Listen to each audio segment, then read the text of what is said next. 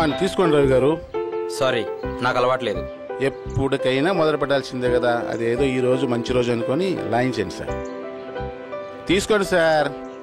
Okay, cool drink. Bearer Thums Up. ఈ సమయంలో శ్రీకృష్ణ గారు లేకపోవటం చాలా బాధగా ఉంది. ఆయనకేంటి సార్, సార్థక నామధేయుడు. ప్రతి బ్రాంచ్ ఆఫీస్లోనూ మినిమం ఒక గోపిక, ప్రతి ఆఫీస్లోనూ రంబలాంటి అమ్మాయిలు ఏర్పాటు చేసుకుంటాడు. కనీసం స్వాతినాయుడు కోసమైనా వచ్చేవాడు. నిజమేనండి, ఎలా పడతాడో ఏంటో ఆ టెక్నిక్ మనకు తెలియట్లే. ఏముంది సార్, పెళ్లి కాని పిల్లలైతే మంచి శాలరీ ఇచ్చి ఆఫీసులో అపాయింట్మెంట్ చేసుకుంటాడు. అదే పెళ్ళైన వాళ్ళైతే వాళ్ళ భర్తలకి ప్రమోషన్ల మీద ప్రమోషన్లు ఇచ్చి క్యాంపులకు పంపించేస్తాడు. అది సంగతి.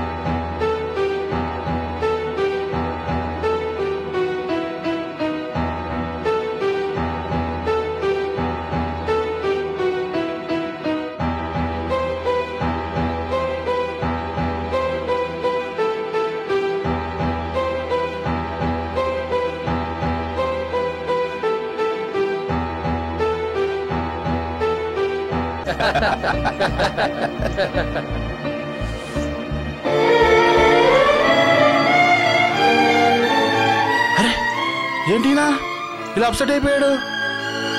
అయ్యో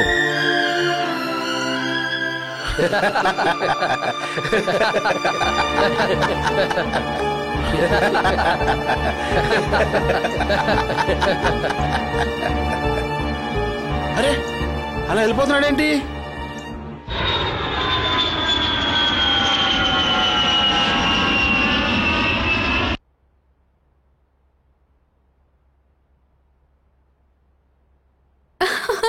అయ్యో రామచంద్ర, ఇప్పుడైనా రావటం?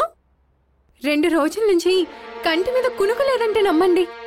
ఢిల్లీ నుంచి నా కోసం ఏం తెచ్చారో చూద్దాం.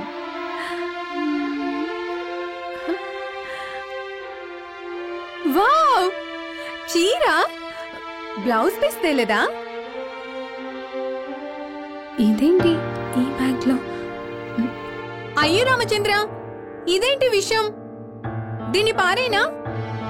ఏయ్, అది విషం కాదు, అమృతం. దాన్ని ముట్టుకున్నావంటే నిన్ను వీధిలోకి విసురుతా, జాగ్రత్త.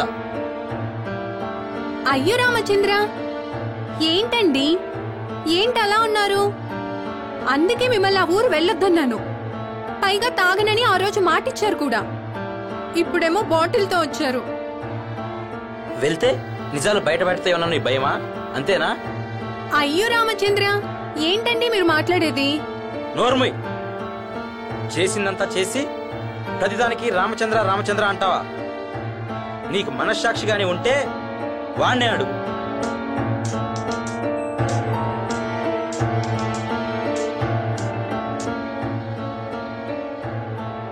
హలో సార్, వస్తున్నాను సార్.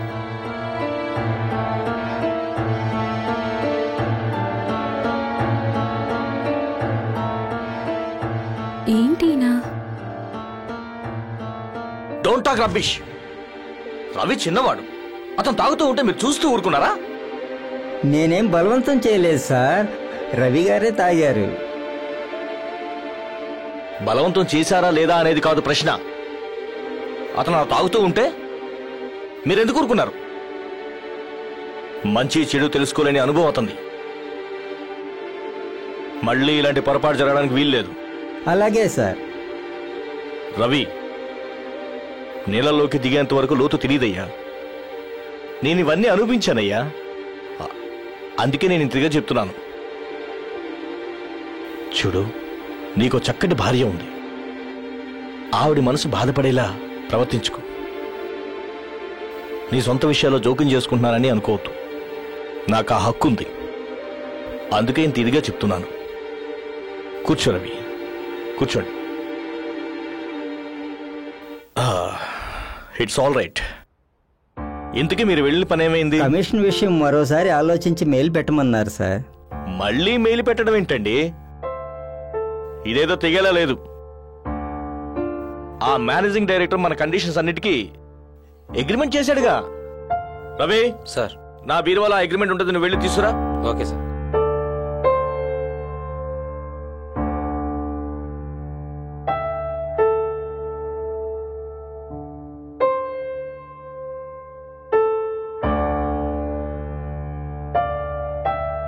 ఇదిగో ఆయన ఇచ్చిన అగ్రిమెంట్. దీని కాపీ ఇస్తూ ఒక లెటర్ రాయండి. వెళ్ళండి. ఉంటాను. రవి ఒక్క నిమిషం.